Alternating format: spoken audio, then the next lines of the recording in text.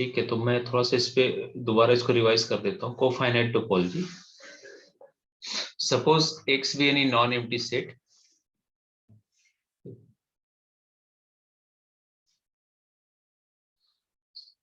Suppose X be any non-empty set, and let tau f be the collection of all subsets u of x, all subsets u of x, such that u complement is finite or whole x. Even in some books you will find that they are defining tau f cofinite topology as collection of all subsets of x such that u complement is finite or empty, है ना. ये भी लेके चलते हैं, तो उसमें कोई घबराने की बात नहीं है, इससे भी प्रूफ हो जाएगा. ठीक है, लेकिन हम मुंक्रिस की डेफिनेशन फॉलो कर रहे हैं तो हम इससे लेके चल रहे हैं, इससे भी प्रूफ हो जाएगा. बिल्कुल पैरेलल स्टेप है, कोई फर्क नहीं पड़ता.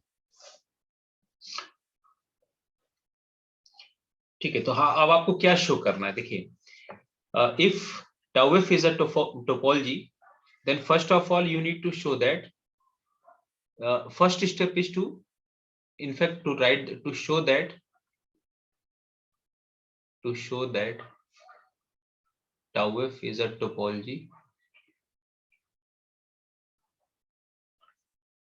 on x. First is to show that phi and x belongs to tau f. ये शो करना है.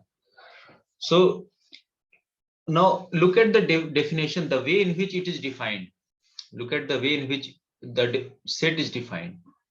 So set is defined in this way that it is collection of all those subsets of x, and this notation is obviously used for this one.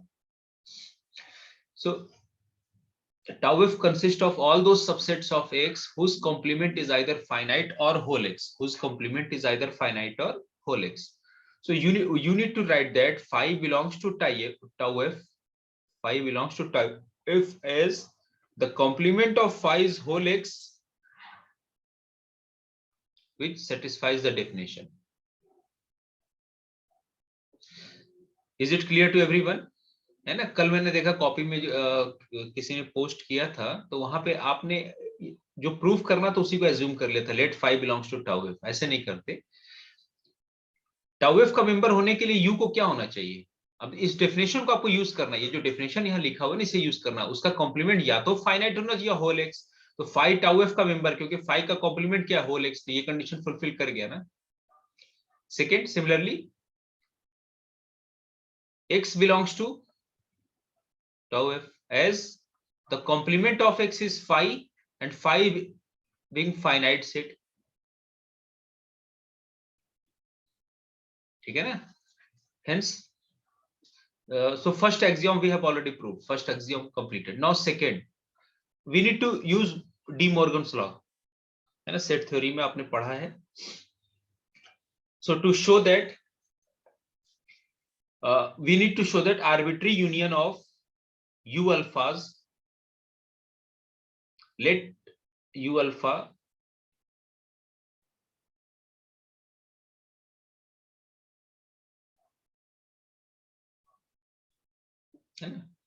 let this collection, let u alpha, where alpha is a let u alpha subset of tau f be an indexed family of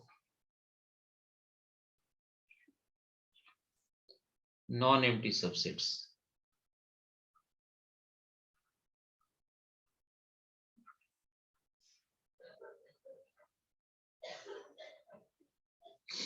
ठीक है, हमने यहाँ non empty word लगा दिया, non empty. We need to show that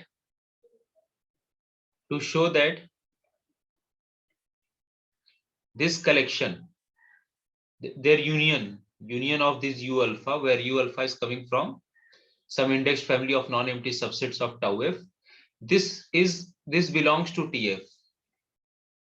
तो ये अगर इसका मेंबर है तो एज पर डेफिनेशन उसे u को टाउ एफ का मेंबर होने के लिए ये कंडीशन फुलफिल होना चाहिए, उसका कॉम्प्लीमेंट या तो फाइनाइट हो या whole X. So to show that union of u alpha belongs to tau f, look at its complement, union of u alpha, its whole complement.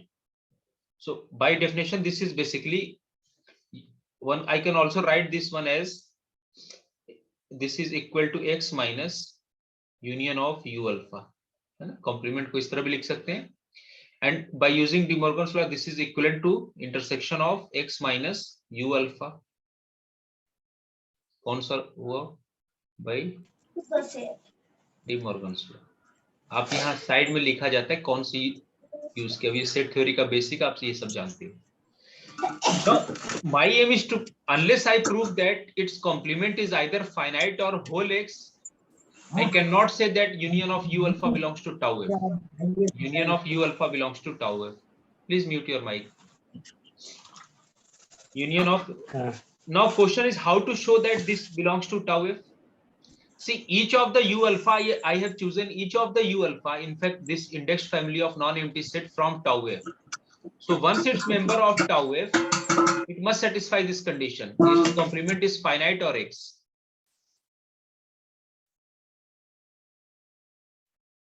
ठीक है, देखो यहाँ समझो. देखो आपको जो एज्यूम किया है ना, आप जो लेके चले उसकी प्रॉपर्टीज यूज करो ना. यहाँ पे काम करो. देखो यहाँ पे यू अल्फा, ये तो मैंने कलेक्शन लिया ना यू अल्फा का. This means each of the you alpha is member of tau F. इसका मतलब क्या हुआ? ये any collection from this you alpha, this imply since now you can write here since you alpha belongs to tau f as per our age, because we are taking u alpha from tau f and we want to show that their union also is a member of tau f. So since u alpha belongs to tau f, so as per definition u alpha complement is going to be finite. Why not whole x? Because each of the u alpha is non-empty, so its complement has to be something other than x. यहाँ तो doubt तो नहीं है ना किसी को? Proper subset है ना, नॉन एम्प्टी है, तो कॉम्प्लीमेंट कभी भी होल एक्स नहीं होगा ना. अगर फाई का कॉम्प्लीमेंट होल एक्स होता है ना, हमने तो नॉन एम्प्टी लिया है. इस वजह से सिर्फ मैं ये लिख रहा हूं U alpha complement is finite as per definition.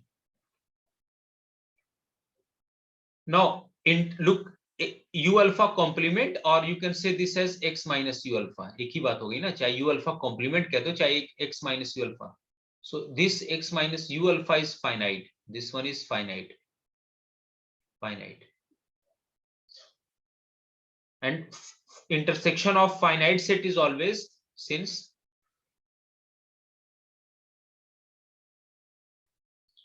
intersection of finite set is finite, this implies x minus u alpha, sorry, x minus union of u alpha is finite. This implies union of u alpha complement, sorry, is finite. और finite हो गया तो किसका member हो गया? As per definition union of u alpha belongs to tau f. Doubt तो नहीं आता किसी को? देखिए बहुत आसान है, सिंपली. अब वो बुक में कल मैंने लिख दिया उसी में, तो हो सकता है बहुत से लोगों को नहीं क्लियर हुआ, तो मैंने सोचा कि इसको अलग से स्टेप वाइज में लिख देता हूं. अगर किसी को कहीं डाउट है तो पूछ ले. आपको शो क्या करना है, एक दो असल प्रूफ करना जरूरी है.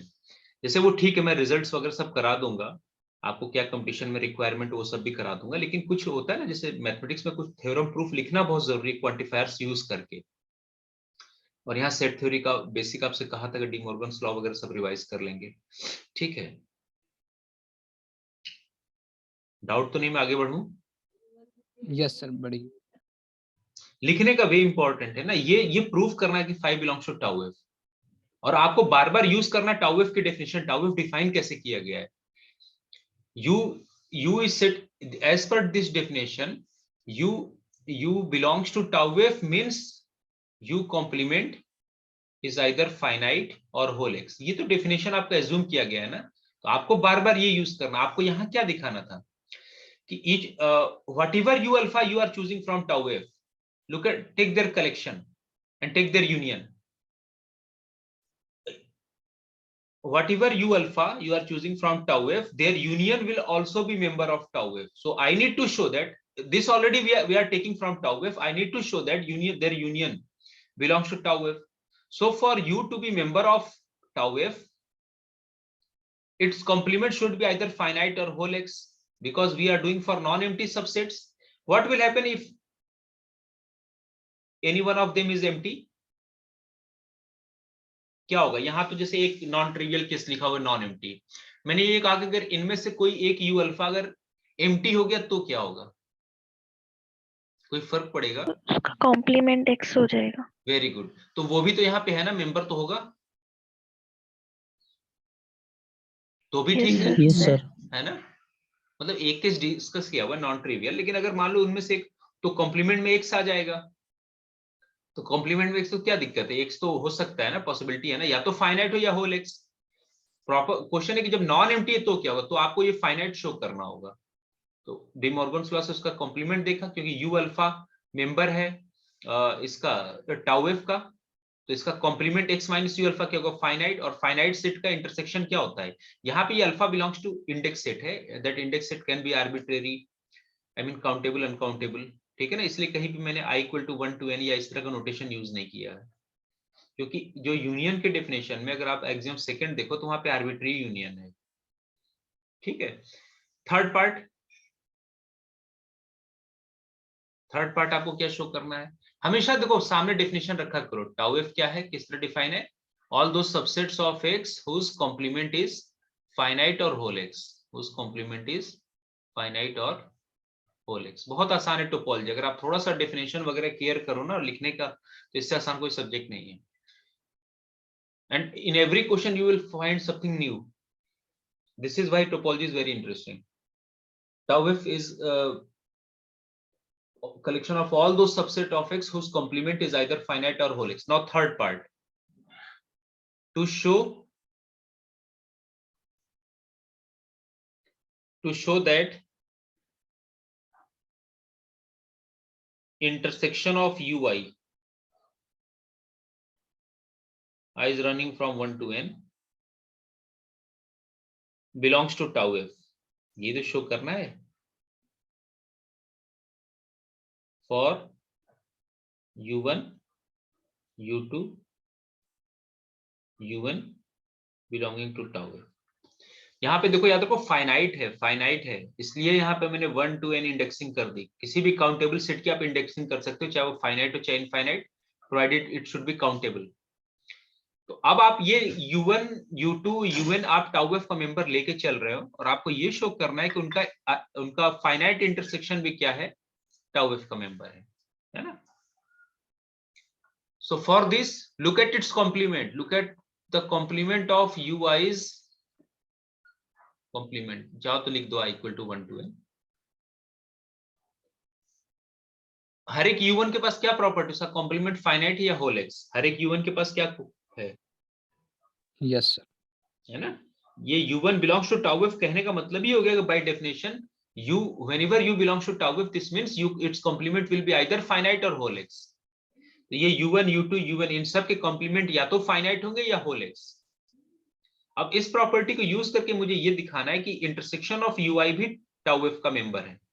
तो टाउ एफ का मेंबर होने के लिए इसका कॉम्प्लीमेंट देखो, इसका कॉम्प्लीमेंट को या तो फाइनाइट या होल एक्स प्रूफ कर दो। तो क्या क्या केसेस बनेंगे यहाँ पे? पहले तो डी मॉर्गन्स लॉ से इसको मैं क्या लिख सकता हूँ? x minus ui where i is equal to 1 to n, ये लिखूंगा। और ये किसके इक्वल होता है? Union of x minus ui और i is equal to 1 to n। पहले तो आप डी मॉर्गन्स लॉ यूज करके लिख दिया करो। सेट थ्योरी का बेसिक रिजल्ट देखो कितना यूजफुल है सब चीजें। ये लिखने के बाद अब आर्गुमेंट करो। देखो आपको क्या शो करना है कि ये यूनियन भी है ना। देखो अब यहाँ क्या होगा, अगर मान लो इनफैक्ट ये या तो फाइनाइट x माइनस यू आई, चलो पहले एक काम करो, यू आई अगर नॉन एम्प्टी तो क्या होगा, each of the U i's are non empty, then each of them is finite, और फाइनाइट सेट का फाइनाइट यूनियन क्या होता है, फाइनाइट, Fine. है ना, being finite union of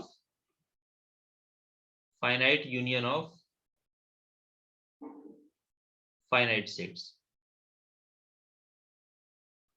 finite union of finite sets. So again this is going to be finite, this is going to be and therefore finite. अब यहाँ पे आप केसेस लेके देख सकते हो कि अगर उनमें से कोई एक u1 u2 un whole x हो गया तो क्या होगा, ठीक है, तो एक इनमें से फाई आ जाएगा, तो यूनियन लोगे तो क्या आएगा, यूनियन तो जो उनमें सबसे बड़ा सेट होगा वही तो होगा, तो again that should be finite, no problem, finite union of finite sets and therefore finite, ठीक है, this implies intersection of ui belongs to tau f. आप चाहे तो इसको अलग अलग क्लासिफाई भी कर सकते हो, ठीक है ना, कि सारे के सारे अगर ये u1 u2 if each of the u1 u2 un is non empty then what will happen, but that is obvious, I am directly writing it. अब यहां तक किसी का डाउट है तो पूछ लें आप.